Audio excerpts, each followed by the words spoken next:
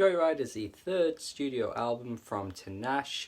She broke onto the scene about 4 years ago with the album Aquarius. That album had a couple of hits on there, two on with Schoolboy Q I remember being quite popular. It was very watery R&B trendy type stuff that was certainly of its time and certainly rode the wave of the kind of generic standard R&B that we'd seen over those years. And honestly, I didn't actually mind that album overall, even though it was very much sticking to a trend and didn't really have much originality. I actually quite liked it for what it was. I thought there were some nice melodies on some of the tracks. I thought Tinashe had a good voice. Not exactly the most expressive voice at all. And now that years have gone by, I do think that album hasn't exactly stood the test of time, especially when in that same year we had FKA Twigs and D'Angelo dropping some of the best R&B albums of the decade. But for what it was alright.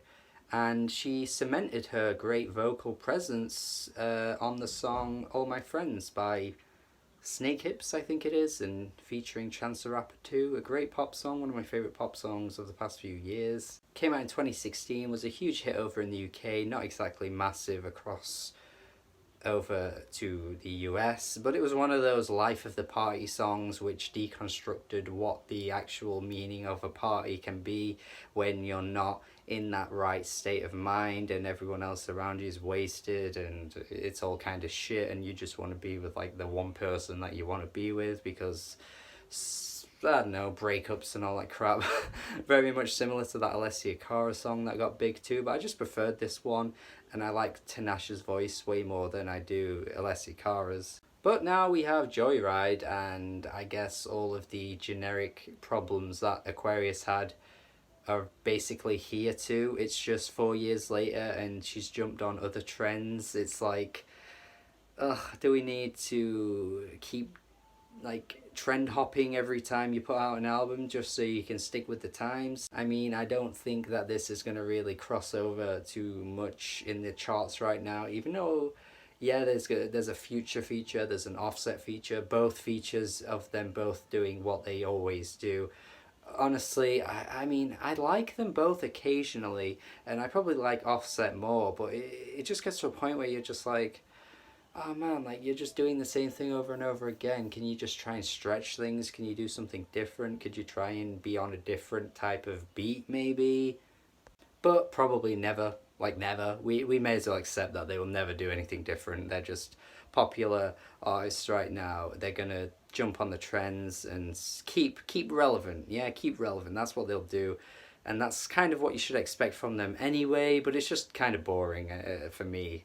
He Don't Want It is really a very trashy song. Like, I don't know, I just think the way she's singing on this song and the entire, like, idea of it is just really trashy. Like, I just can't describe it with any other word. It's just not interesting to me, and if you're gonna talk about, like, I don't know, trying to get with someone else in a song, at least try and make it sound sexy, or at least add some sexy elements to it, you know? Like I've already mentioned FKA Twigs, I mean, she can do it just effortless, I don't, what is the word? Effortlessly. Yeah, there we go, there. Without any efforts put in, FKA Twigs can do it just on her worst days, honestly. Even on some of her worst songs, she can pull off this so well. And Tinashe is just really not there at all. And that's this album in a nutshell, really. It's just not there at all. Like, there are so many breathy singing elements like you get in so many mainstream R&B artists right now that I just find disinteresting, and so many other R&B artists are so much better and have proven that they can do this better anyway. Like Kalela, for God's sake, has such a presence on the microphone, and she can do it in a way that's like sensual and breathy as well, but yet it comes across so much more exciting and exhilarating than this. We've got a really trendy, tropical sounding song with Ty Dolla $ign. Honestly, this kind of sound was big a few years ago, so I can't help but think that this was recorded a while ago and she's thrown it onto the album now as a sort of late attempt to jump on this sound. Like, that's all it sounds like to me. Stuck With Me features Little Dragon. Really strange that Little Dragon ended up on this album. Little Dragon is a really great, weird experimental pop band. The vocalist has always been known for her eccentric vocals. And on this track, I just feel like it doesn't fit. Like, it doesn't fit the vibe of the album, that kind of weird tone that you get from Little Dragon's voice.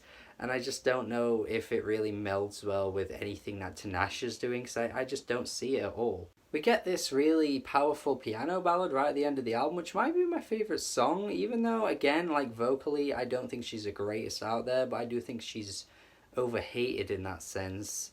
But it's really the piano melody that gets me with this one. It's a really like nice fluttering, like do do do do do do do do do do do do do. I know it's not going to be mind-blowing for anyone out there, but I just think with the album being the way it sounds throughout, to get this right at the end was quite a surprise and went over pretty well. I can't deny it, honestly. I think, again, this kind of proves that she's got a decent vocal when she wants to do it. It's just most of the time she doesn't really give it off at all. Which is one reason why I think this album's just not getting a mainstream buzz, because I think 4 years later now, no one really cares for her music. No one really was that impressed by her vocals. And so here we are, just no hype for this album, and essentially just every reason as to why is explained on this album, because she just doesn't really offer that much in the way of great R&B, honestly. But as I've said, she can be a good singer, and proves it on the final track on the album. But generally, for R&B, this isn't really anything to write home about, honestly. Like, that Kali Uchis album was so much better than this, and in 2018 you can find more albums that are probably better than that Kali Uchis album anyway. So it's just so easy to find great R&B, and this isn't really the best that we've got. So even without comparing it to other albums, it's still really below the standards. So I'm going to go D-. Pretty weak overall, honestly. It did nothing for me at all. Nothing left a mark, and there's just not much here that I can say is genuinely great. If you've heard this album, let me know your thoughts. Subscribe to the channel for more reviews, interviews, podcasts, track reactions, or everything music related. Do subscribe, because I upload pretty much every day, honestly, very consistent. So do try and stick around for more reviews. And that is all. Have a good day. Have a good day. Have a good day. Oh, oh, oh, oh.